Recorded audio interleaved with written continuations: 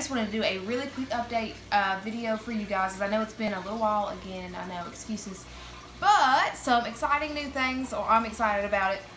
First of all, I wanted to say thank you guys. I'm already almost at 400 subscribers, which I know isn't a lot, but I started my channel just to do a competition video for Trey Beck Reptiles channel. Him and his wife actually encouraged me to keep making videos, which is really exciting because I love their videos and I watched them for quite a while. So anyways, thank you guys so much. I didn't think that I would ever even have over 25 subscribers, so thank you. You guys are awesome. So, first big update, as you can see, I finally got my 55-gallon tank, which I'm excited about.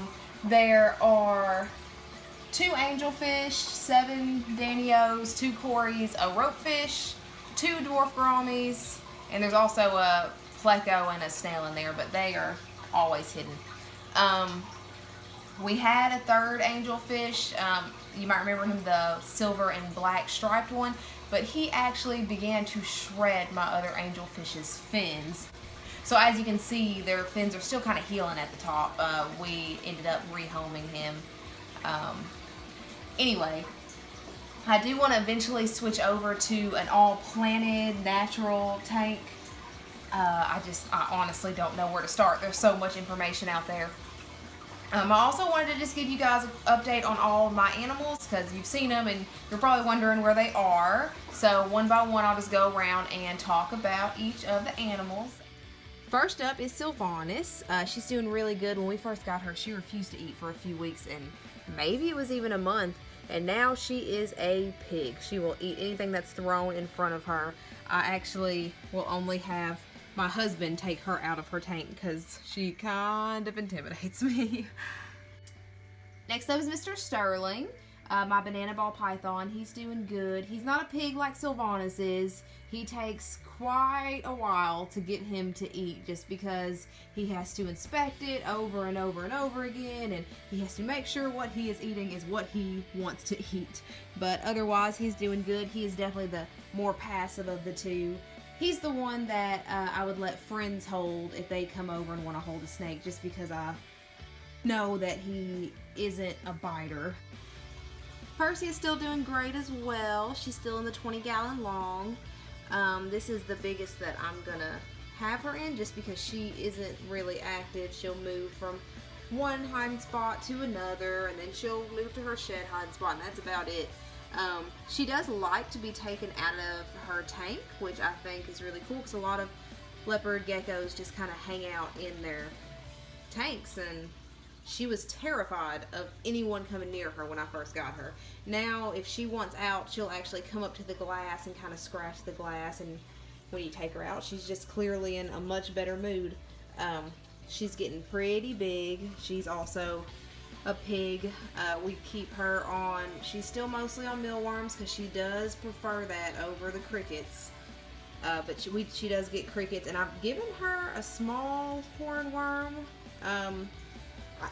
I asked the lady if it was okay, and she said it was, but I couldn't really find anything about it. So if you guys know, let me know. And because I'm honestly just curious as to whether or not that they can eat hornworms. Also, she's also had a small dubia roach. She wasn't the biggest fan of that one.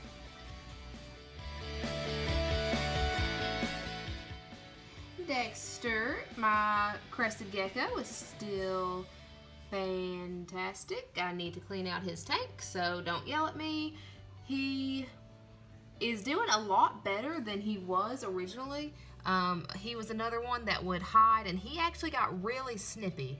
Anytime I would try to feed him something, if I just put my finger in the tank, he would bite me, and I did not realize that their teeth hurt. Now, sometimes when I feed him, he'll actually hop out of the cage onto my shirt, so that was a big step for him. Then we have Zsasz. You guys saw her earlier. She's still in the desert background tank. A lot of you guys ask questions about her tank and where I got things, and I'm going to try to link everything that I can in the description. And then a lot of you, she wants out right now, a lot of you too wonder about why she doesn't have sand. Maybe I'm guessing maybe you're wondering about a dig box, because bearded dragons are not supposed to have sand in their tanks. I know a few people that have done that successfully, but with the risk of impaction, I just don't risk it. And as far as a dig box, because she is a female, Zsasz actually had her ovaries removed. She started making eggs before she was even a year old, and I was taking her to the vet, and it was a whole process before we finally figured out that she had, it was 35 or 36 calcified eggs in her body, so we had to have those removed. I'm going to insert a gross picture, so look away. Here, these are the eggs that were removed from her body. Ever since then, she has been absolutely fantastic. So, again, if you guys were wondering about sand maybe for a dig box, it is very, very, very important to have a dig box. I wish that we had known that she was making eggs already. She would have had that, and then we wouldn't have gone through all of the trouble that we ended up going through. And then a lot of people ask about food and things like that. I no longer do the crickets. She'll do them very occasionally, but they were just gross and they're hard to keep and they're dirty and they smell bad. So we actually do dubia roaches. We have a local pet store that sells them here close to where I live. And she does super worms and hornworms. She absolutely loves some hornworms. And that's basically all she'll eat, and she'll only usually eat one at a time. So for 2 or 3 weeks, she'll only eat dubia roaches, and then the next 2 or 3 weeks, she only eats super worms, and then she just kind of goes through phases, back and forth with the dubias and the super worms. As far as giving her a water bowl, as I mentioned before, she does not drink out of a water bowl, and people have said that she needs to have a water bowl in her tank to take a bath. She will not. This right now is the most active that she is ever. So I give her a bath almost on a daily basis. And that in itself is a struggle because she despises the bathtub. But it's okay, guys. She is hydrated and she is eating healthy. She's fine. I think she's almost, I'll have to look back and I'll put it in here. I think she's almost 2 years old now. And as for the tip of her tail here, she does have a little nub on her tail. She actually, that's how I got her when I got her from my local small town pet shop. That's just how she was. So here's Maui. He's only about 5 months right now. I'm so terrible with dates today. I know I need to go back and look and see exactly how old all of my animals are. But I think he's about 5 months old. He's been fantastic. I never knew that when I got a puppy off the back of a truck offering free dogs that I'd get a dog so amazing as him. It's kind of hard to see him because of the window and the light. He's been fantastic.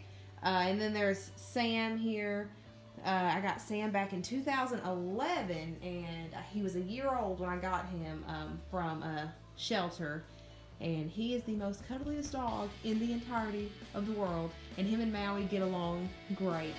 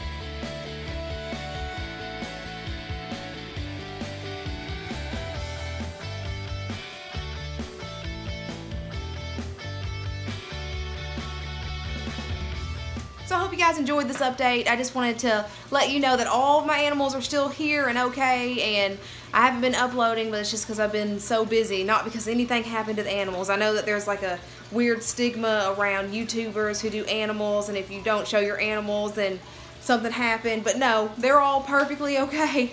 And I just want to thank you guys again for the almost 400 subscribers. That still is absolutely blown my mind. Like, I am completely blown away. Thank you guys so much. I love you guys, and I hope you have a fantastic day. Thank you for watching. Quick side note, as I am editing this video at 9 o'clock at night, my hair was very wet and very lopsided in that entire video, and I noticed it too. It bothered me too. Sorry. Bye.